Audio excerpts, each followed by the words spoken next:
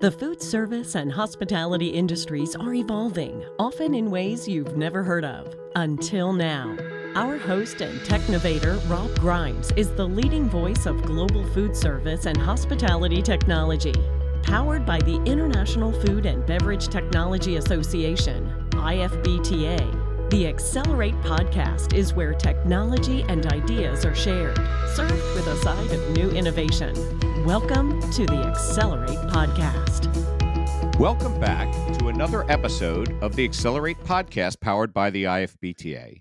I'm Rob Grimes, your host, and this week we're going to be exploring, maybe some expectations that you have on the expectations of what the Accelerate podcast is all about. So we'll get into that in just a minute. But before we do, let's talk about our last episode, which happened to be about tech immortality. Well, it really isn't about tech immortality. It really was about how do we take our iconic brands, our iconic chefs and entrepreneurs, those iconic recipes, the iconic environments, the iconic culture and personality, and how do we get them to live on long past when they went out of existence? How do we bring them back? How do we keep those things that make the hospitality industry unique? How do we keep that flavor going? And that's where using tech to help make things immortal comes to play. Things are immortal today through the movies, through documentaries, through books. They're immortal through paintings. They live on forever. And in our mind's eye, we continue to see them the way they were.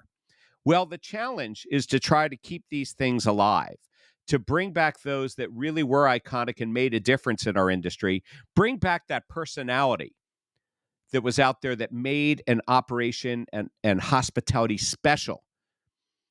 We're not saying we have to go back to the old days. We're not saying that, that's good or bad. We are saying that there are ways to bring that back in such a way using modern technology that, in fact, all of the things that we do that make our industry such a great place to be in, to work in, to go to enjoy, and expand, in fact, is not forgotten and can become immortal. And we did talk about the inspiration for that. It was all because I visited a graveyard in Boston, read the stones, looked up people. But the question became, can technology provide a solution to death? And can we keep iconic hospitality living on? And again, of course, I was using technology in that graveyard to take a look at the stories and how people ended up there and why they were there. And even though it took a graveyard to find these people and to bring them back to life, so to speak, very interesting stories. And for me, once I go down the rabbit hole, I start down the rabbit hole and I started taking a look, okay, well, let me see about their family. And what I figured out was there was so much information available. And that's why I wanted to talk about tech immortality and the impact of tech to help make hospitality live on forever, which it does. Well, that brings us to this week's conversation about TechSpectations or tech expectations. Or perhaps another way to look at it is the expectations of tech within the hospitality industries. So this is not going to be an episode about tech peeves, about things that annoy us and why didn't they do it differently, or why was it done this way, or what are the things that we wish. This is more a helpful discussion, some observations that some people have shared with me, which I always appreciate when those conversations happen, that there are expectations we have and why aren't they met? And a lot of times the challenge is that we invest in creating or buying technology, or we're the inventor of the technology, internal or external, and we spend a lot of time, money, and resources on this, and then we wonder why it doesn't work. And it's the expectation, the outcome that you have to think about as to why they may not work. Now, there's some real examples out there in the industry, even in the last few weeks. There are sometimes good ideas, but it's the execution of it that doesn't meet the expectation because maybe they weren't well thought through as to how they would impact or what the expectation would be on the consumer, what the expectation is on the guest, the employee, what the expectation is on our shareholders and our management. And so I think as we're looking at technology for hospitality, we never would look at technology just for technology's sake. And I always lead with that, when I talk to people about that, because I remind anyone I speak to that I'm just a restaurant manager in technology, a translator, somebody who looks at the tech and says, hey, wait a minute, how would that work in real life? Now, do I look at the cool tech? Sure. I do take a look at the cool tech, and I love looking at new things that are out there. But at the same time, there has to be a reason why.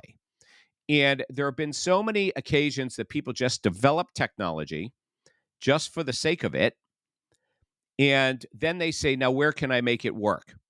Now, that is part of the purpose of going to something like Consumer Electronics Show or following what's going on, in social media or on the news or looking at the YouTube videos or visiting the movies, because sometimes you see those kinds of technologies and you look at that and you do have that aha moment and you sit there and you say, okay, this is how it could work. Here's why it could work.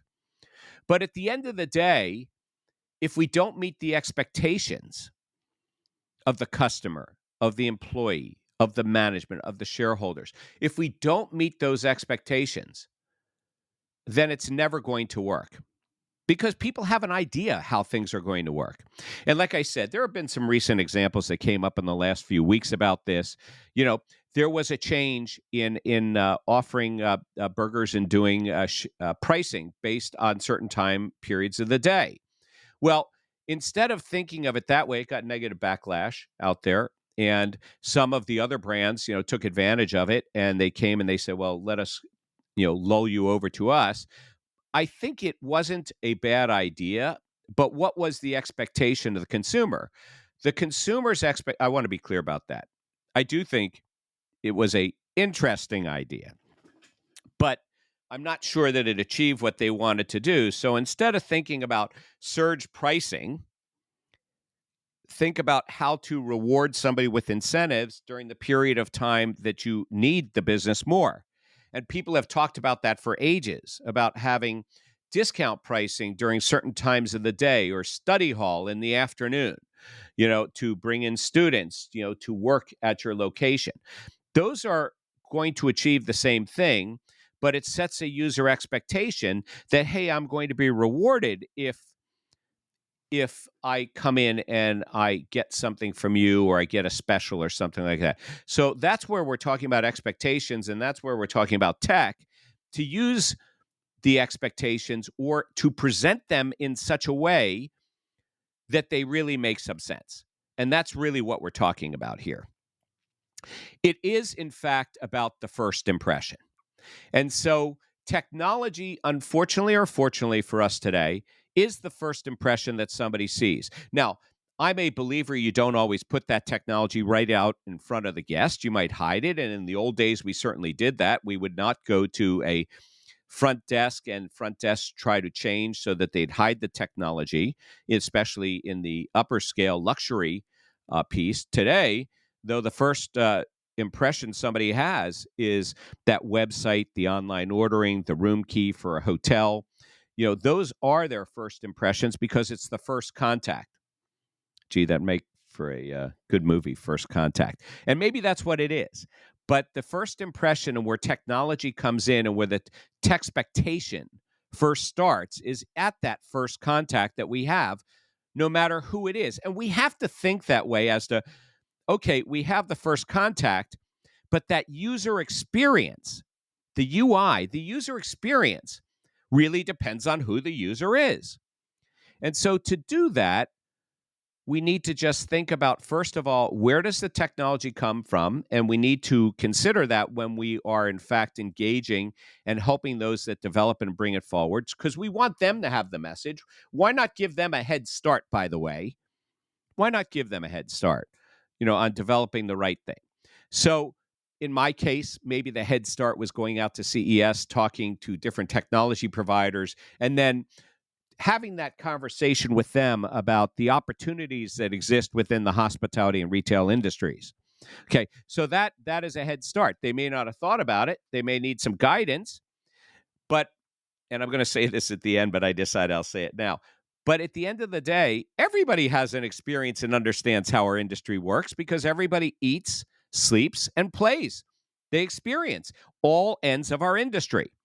So it's a matter of translating it and bringing it to them so that they understand where those opportunities are and how they need to develop for our industries rather than other ones, because we have so many touch points.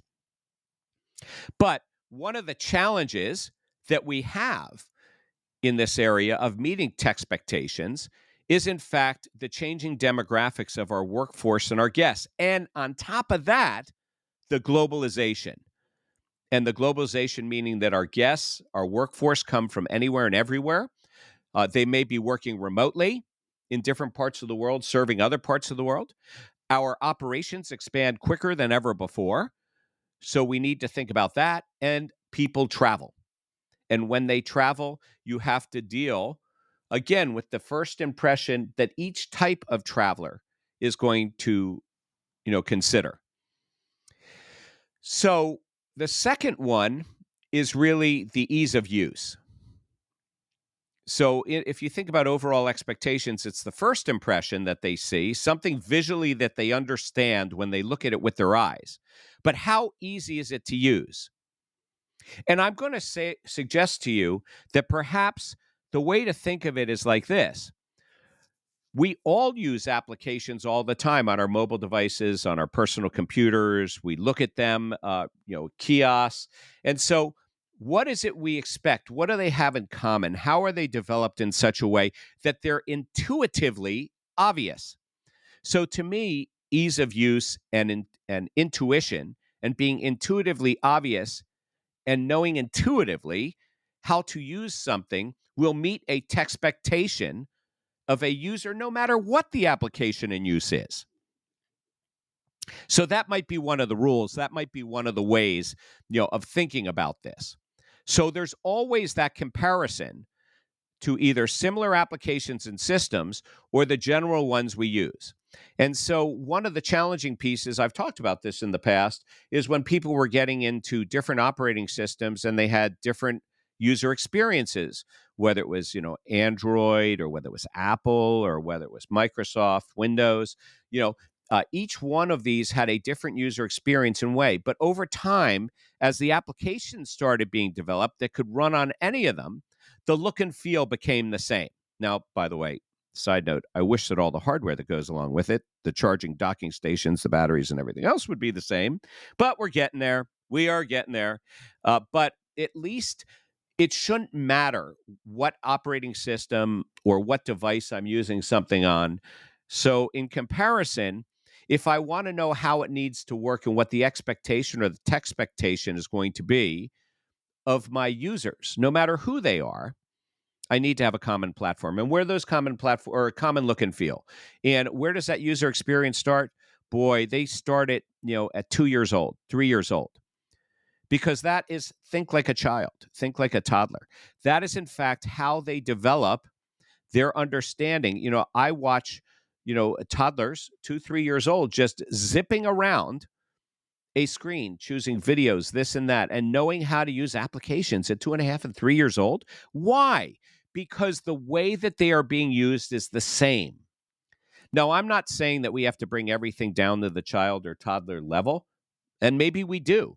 Because maybe at that level, before there's the language expectation and the instructions, I guess that would in fact be the sign that something is intuitively obvious and intuitively understandable and therefore would meet tech expectations.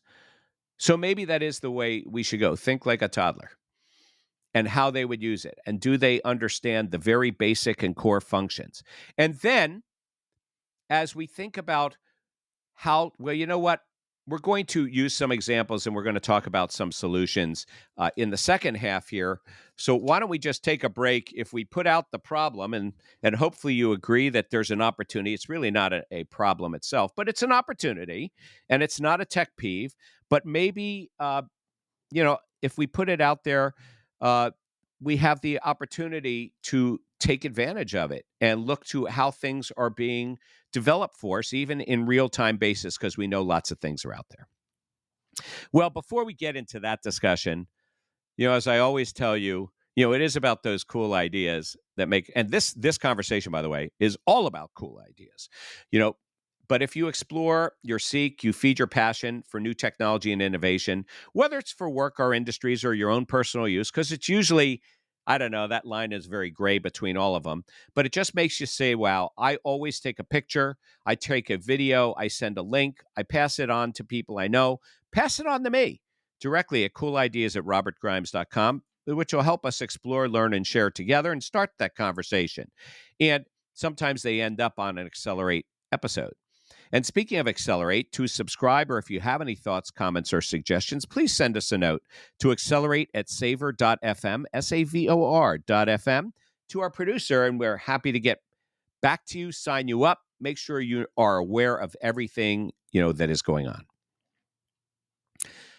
Okay, so if the hypothesis is out there and we accept that there are opportunities, then I think we need to think about, how do we leverage those opportunities? How do we get to those solutions? Well, one of them is to start up front. Now, this is no different than when I suggest that people select systems, they think holistically. What's the environment? What else does it work with? Because I'm going to tell you, a lot of new tech, a lot of new solutions, a lot of new user interface and ways that we interact with our guests, our employees, our management, our stakeholders are silos. There's a need that comes up. Oh, I'll just go ahead and develop that. And because things can be developed so quickly today and inexpensively, because a lot of it is just software, we just do it.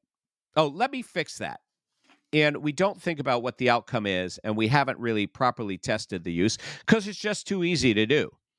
So I would say that you have to define the requirements, but maybe it's define the audience, because it's TechSpectations here, and it's who your audience is. And let's remember that the challenge of our workforce today and our customers are really 6 generational groups, starting with that toddler, who is making choices, let's say up to 12 years old, so the new gen, all the way up to our senior citizens and, different groups that are using it. So whatever it is we develop, whatever we use, has to in fact work for all of them. I am not telling you that the engine behind it can't be something that is similar and the same. It's the face. It is the user experience. And that's why companies are devoting so much on the user experience, looking at the data, understanding how people use systems. And again, it doesn't have to be our industry pieces, because they learn in other places and then they expect, that TechSpectation is that it's going to work the same way that they experience it personally, professionally, or at other business segments. It's going to work the same way, intuitively. So the TechSpectation and intuition go together. So it is, and I'm going to say this, and I say this every time, I feel like it's like the rinse, wash, and repeat, right? It's our experience and our solutions focus in a number of different areas. And it's tech not for just tech's sake. So we have the hospitality itself, how we provide service, what we provide in service, whether it's a hotel room, whether it's food, whether it's a retail store. So it's the product and the service that we offer. It's the people that are offering it, and it is the people that are taking it, that are accepting that offer. And then it's the experience itself. How are they all weaved together? Whether it's an online virtual environment, or whether it's bricks and mortars, or a hotel room, or a restaurant, whatever it is, what is that experience? And we have to put it all together. So the TechSpectation is that the technology used, no matter where it is going to be intuitive, obvious, and easy to use. And it's going to meet our needs, no matter what those needs are, whether it's to place an order, whether it's to staff more effectively, whether it's a training need, it really doesn't matter. So let me share with you a personal TechSpectation or tech experience that I had in the last month. So I go to a lot of shows, and I was in Phoenix for the International Franchise Association show 2 weeks ago. And I'm walking around the city, and I'm noticing all these cars with these domes that sort of look like police cars, the old police cars with the blue dome on top. And I'm thinking, oh, of course, now I'm about to embarrass myself because I'm like, a tech guy looks at this, and you would have thought I would have known about this in advance, but I didn't. And you would have thought, by the way, I would have had the experience in advance, but I haven't. And I thought, oh, those look like those mobiles that drive around and are filming the streets so that you can do the maps and you can do the 360 view. No, they weren't. It was Waymo, which is in about 5 or 6 cities of autonomous vehicles. And I've always wanted to go in an autonomous vehicle. I'm not talking about a Tesla that just drives by itself or some other car that does that, a Mercedes or something. I'm talking about a fully autonomous vehicle for hire. So I decided, you know what? I'm going to go to the airport in this, and you could only go to the airport between 10 p.m. and 6 a.m. I think it's an airport regulation there. I'm not sure, but you could do that. And I had a 6 a.m. flight, so I'm leaving for the airport at 4. And so I go ahead and I reserve my Waymo, and I took videos of this, and it pulls up, and then I have to use my app to open it up. Gee, I've seen that before in retail autonomous delivery vehicles to go ahead and pick my order, and we've talked about that before in delivery. Okay, so I get it. It was intuitive to me what I needed to do. I get in the car, and what's my expectation? Well, I expect the experience once I get in, short of not having a driver, to be the same experience I would have when I have a driver. And that's what happened. The car spoke to me. Now, interestingly enough, and I talked to somebody at coffee this morning about this. We talked about the voice because it was a female voice, and I was playing for them the tape. And, I've heard that voice before. I heard it in a movie that was talking about the setup of a robot. So I don't know if the voice changes, if it senses that there's a woman in the car versus a man, but I had a woman's voice. It was a computer voice, and it welcomed me in as any driver would. It asked me to buckle my seatbelt. It told me the route we were going to take. It told me that if I had any concerns, it wasn't going to bother me during the drive because I couldn't have a conversation with it, which would be interesting in itself. But if I had any issue, go ahead and hit the chat, either on their screen or mine, and somebody would come on board and we could talk. And it told me to buckle up, let them know when I'm ready to go, which I wish other driving services would do that, because I got in an accident a couple of years ago where the person didn't wait for me to buckle up. And so it's not going to go without safety. So I automatically was safer. And okay, so there weren't many cars on the road at that time of the day. But I will tell you, it slowed down. It did the speed limit. It got me there very efficiently. And when I was approaching my destination, it told me where it was going to drop me off, gave me instructions how to get out, and thanked me for taking the ride, and make sure that I take all my belongings. And I could have entertainment on the screen there, just as I can in many of the ride shares that I use. And that was my experience. So I will tell you that short of not having a driver, not even somebody in the other seat, but not having a driver, the experience was exactly the same as the experience I get when I do a ride share. From the mobile app that I use to chart my route, to the experience, how I pay, the payment method, how I get in the car, how I reserve the car. That is a real life example of how my expectation in getting a service, and I'll consider a rideshare a hospitality service, was the same. The only difference is that I didn't have somebody to talk to, but half the time when I get in these vehicles, they don't talk to me. I could have chosen any language that I wanted. And the only other difference is that I didn't have to tip at the end. Didn't ask me to tip. I got to tell you, the reason why I bring that up is that is a TechSpectation that normally when I'm done, I get a note that says, please rate your driver, any comments, and do you want to add a tip? I was able to share my experience, but I wasn't asked for that piece. So was my TechSpectation met or not? I don't know. But I will tell you that pricing wise, I do believe that the price was different.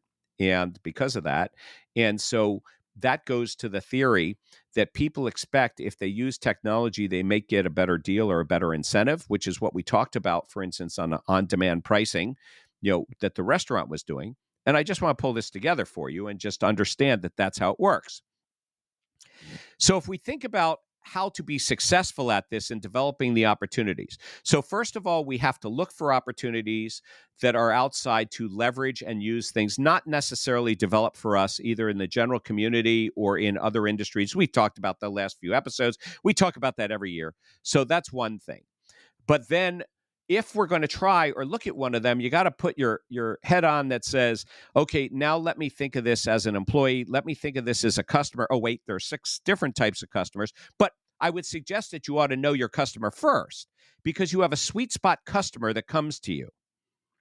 And you have a sweet spot user who's an employee or managers. It may be their age. It may be where they come from geography-wise, okay? It may be their education levels. That's no different than when you're going to go ahead and sell systems or buy systems. I always ask people, what's their sweet spot?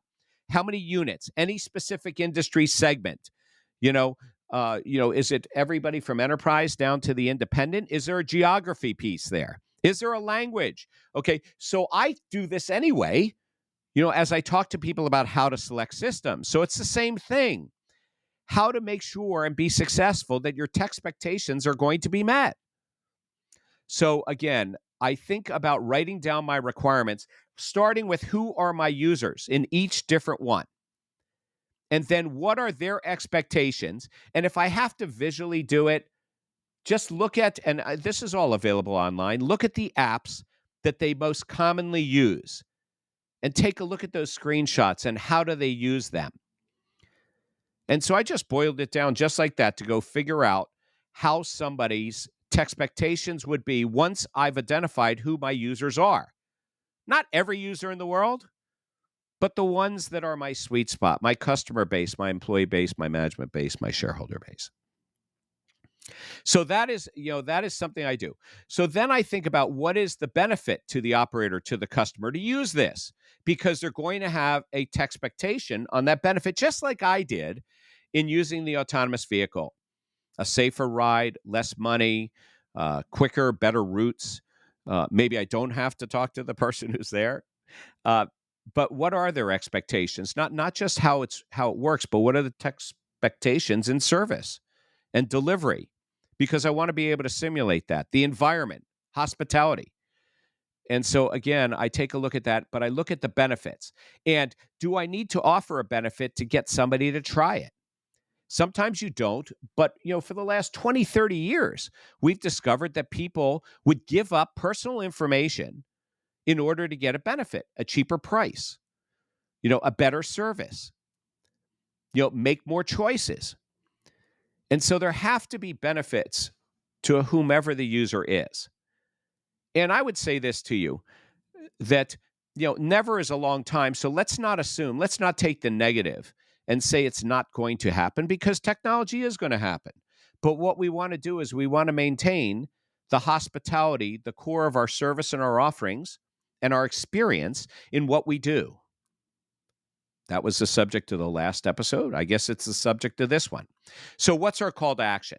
Well, I would suggest to you that there are partnerships with development.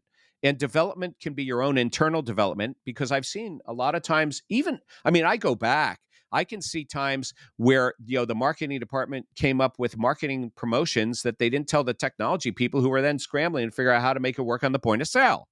So that is, certainly one of those things. Same thing happens in the hotel industry when you're looking at different programs, different rates, different rooms. How do you do that cross-section to get the departments to work together? So it's no different here. So we need to have partnerships with development. Now, a lot of them are going to be our suppliers, who we would expect would have user groups and user communities that give input, but that they are also looking to the outside world. The nice thing about suppliers is that they have a much broader world sometimes than we do. We take an internal look, and I tell you that whenever we're selecting or developing systems, have the actual user in the room. I guess the user in the room could include the customer, although I will tell you I've never seen anybody bring customers in when they are selecting a point-of-sale system or a kiosk. I suppose that's a good idea, but you could do that in a test to see how it is. But you would hope that you would have tested the concept prior to going down the path of actually trying to select systems, because people do that. And then how do we identify and guide the tech? And that's what comes from those general industries we've spoken out in the past, where the tech development and education and research comes from. But again, how do we develop, guide, and identify the tech that we can use, especially, as I say this all the time, the consumer industry that has this out there, and identifying the new technologies, because they are going to come out.